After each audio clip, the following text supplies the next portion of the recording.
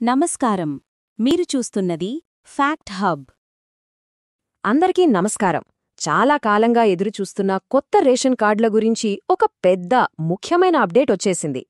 తెలంగాణ మరియు ఆంధ్రప్రదేశ్ ఈ రెండు రాష్ట్రాల్లో 2026 నాటికి ఏం జరగబోతోంది, కొత్త కార్డులు ఎలా రాబోతున్నాయి, దీని గురించే ఈరోజు మనం వివరంగా మాట్లాడుకుందాం.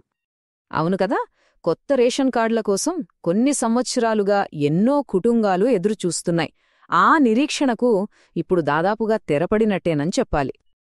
అవునండి, మీరు విన్నది నిజమే. కొత్త కార్డుల జారీ ప్రక్రియ త్వరలోనే మొదలవబోతోందని ప్రభుత్వాల నుంచి స్పష్టమైన సంకేతాలు వచ్చాయి. ఇది లక్షలాది కుటుంబాలకు నిజంగా చాలా మంచి వార్త. సరే, ఇక అసలు విషయానికి వద్దాం.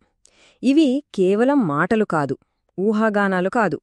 కొత్త కార్డుల జారీకి సంబంధించి కొన్ని కీలకమైన తేదీలు కూడా ఖరారయ్యాయి.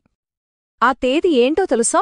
January 26th, మన గణతంత్ర దినోత్సవం రోజున ప్రజలకు ఒక మంచి కానుకగా ఈ కొత్త కార్డుల జారీ ప్రక్రియను ప్రారంభించబోతున్నారు.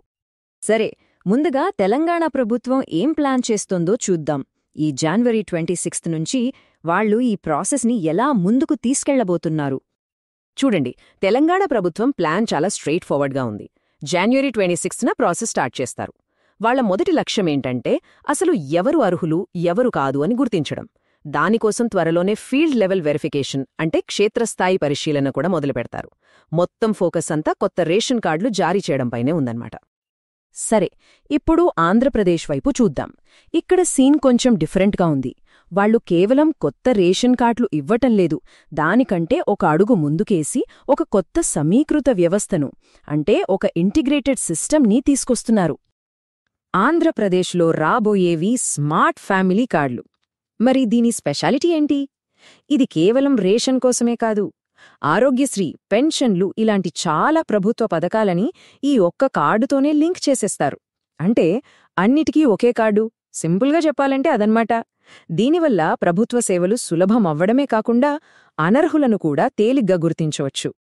సో ఆంధ్రప్రదేశ్ ప్రభుత్వం టార్గెట్ చాలా క్లియర్గా ఉంది.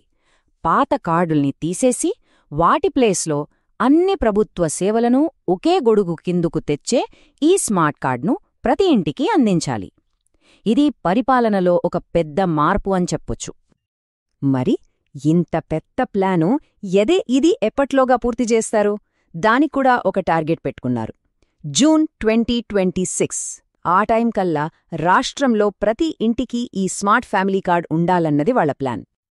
ఓకే, ఇప్పుడు ఈ రెండు రాష్ట్రాల అప్రోచ్ల మధ్య ఉన్న తేడాలని ఒకసారి క్లియర్గా పోల్చి చూద్దాం. అప్పుడే మనకు పూర్తి అవగాహన వస్తుంది. ఇక్కడ తేడా మనకు చాలా స్పష్టంగా కనిపిస్తోంది కదా. తెలంగాణలో January 26కే ప్రాసెస్ స్టార్ట్ అవుతోంది. వాళ్ల ఫోకస్ అంతా కొత్త రేషన్ కార్డులు త్వరగా ఇవ్వడంపైనే ఉంది. అంటే ఇదొక ఫాస్ట్ అప్రోచ్. అదే ఆంధ్రప్రదేశ్ విషయానికొస్తే వాళ్ల టార్గెట్ June 2026. వాళ్ళిచ్చేది స్మార్ట్ ఫ్యామిలీ కార్డ్. అంటే ఇదొక లాంగ్ టర్మ్, ఫ్యూచరిస్టిక్ ప్లాన్ అన్నమాట. రెండు రాష్ట్రాల లక్ష్యాలు వేరు, వాళ్ల విధానాలు కూడా వేరు. సరే, ప్రభుత్వాలు వాళ్ల ప్లాన్స్ వాళ్లు చేసుకుంటున్నారు. మరి మన సంగతేంటి? మనమేం చెయ్యాలి? ఇప్పుడు మనం డిస్కస్ చేయబోయేది చాలా చాలా ఇంపార్టెంట్. ఏ రాష్ట్రంలో ఉన్నా సరే అప్లై చేయాలనుకునే వాళ్లందరూ ఖచ్చితంగా తెలుసుకోవాల్సిన విషయమిది.